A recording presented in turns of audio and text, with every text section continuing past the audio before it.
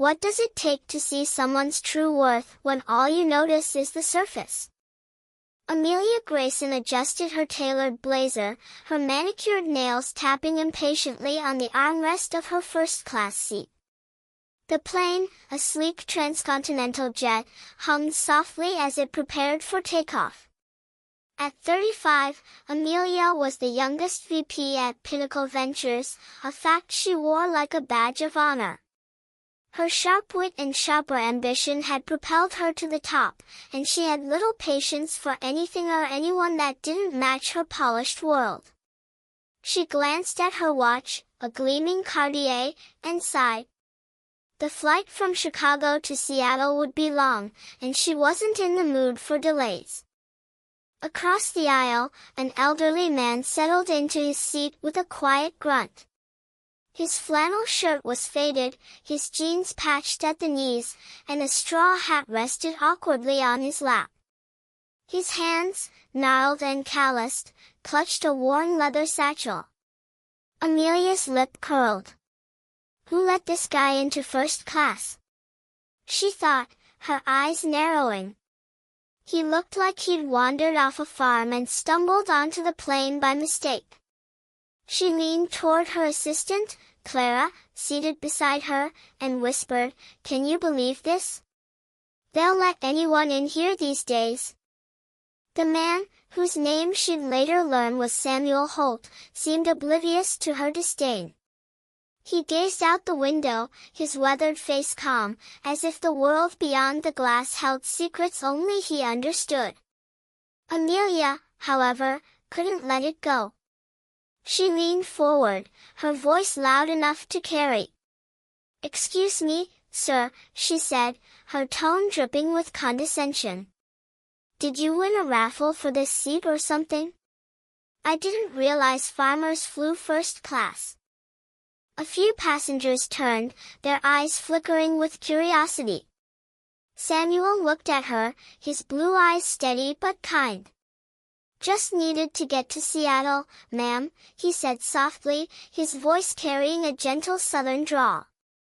This seat was open. Amelia smirked, sensing an audience. "Right. And I'm sure you're off to close a big deal at the tractor convention." Clara stifled a laugh, and Amelia felt a rush of satisfaction. Humiliating this old man was almost too easy. But Samuel didn't flinch. He just smiled faintly and returned to staring out the window. As the plane climbed into the sky, Amelia's attention shifted to her laptop, where spreadsheets and emails awaited. She was preparing for a high-stakes meeting with Horizon Enterprises, a tech giant rumored to be on the verge of a major acquisition. Pinnacle Ventures wanted in, and Amelia was determined to seal the deal. Her focus was razor-sharp until a soft voice interrupted her. "Pardon me, miss," Samuel said, leaning slightly across the aisle. "You work in business, don't you?" Amelia rolled her eyes but humored him. "Yes, I'm a vice president at Pinnacle Ventures." "Not that it means much to someone like you." Samuel nodded thoughtfully. "Pinnacle. Good outfit. Heard they're chasing Horizon's new project. Tricky deal, that one." Her fingers froze on the keyboard. How did this dusty old man know about Horizon? She forced a laugh. "What, you read the Wall Street Journal between milking cows?" "Something like that," Samuel said, unruffled. "Heard Horizon's got a new AI platform. They're picky about partners, though. Value trust over flash." Amelia's jaw tightened. She didn't need advice from someone who looked like he'd never seen a boardroom. "Thanks for the tip," she said icily, "but I think I've got it handled." The conversation ended, but Amelia's unease lingered. There was something about Samuel's quiet confidence that gnawed at her. She shook it off and dove back into her work, determined to ignore him. Hours passed, the plane droning through the clouds. Then, as they began their descent into Seattle, a new figure entered the scene, a twist that would shift everything. A young woman in a crisp navy suit approached Samuel's seat. "Mr. Holt," she said respectfully, "I'm Lauren with Horizon Enterprises. We've arranged a car for you at the airport. The board is eager to meet you." Amelia's head snapped up. "The board?" She strained to listen as Lauren continued. "We're so grateful you're consulting on the AI project. Your insights are going to make all the difference." Amelia's stomach lurched. "Consulting? Horizon Enterprises?" She stared at Samuel, who gave Lauren a polite nod. "Happy to help, Lauren," he said simply. "Just need a minute to gather my things." As Lauren walked away, Amelia's mind raced. Who was this man? She leaned toward Clara, whispering, "Google him. Now." Clara's fingers flew across her phone, and within seconds, her eyes widened. "Amelia," she hissed, "he's Samuel Holt. The Samuel Holt. He's a legend in tech. Founded Agritech Solutions in the 80s, revolutionized precision farming. Sold it for billions and retired to his farm. Horizon's been begging him to consult for years." Amelia's face drained of color. The man she'd mocked wasn't just some farmer, was a pioneer, a billionaire, and the very person Horizon trusted most. Her heart pounded as she realized the gravity of her mistake. She'd spent hours belittling someone whose expertise could make or break her deal. The plane touched down, and passengers began to disembark. Amelia hesitated, then stood, smoothing her blazer.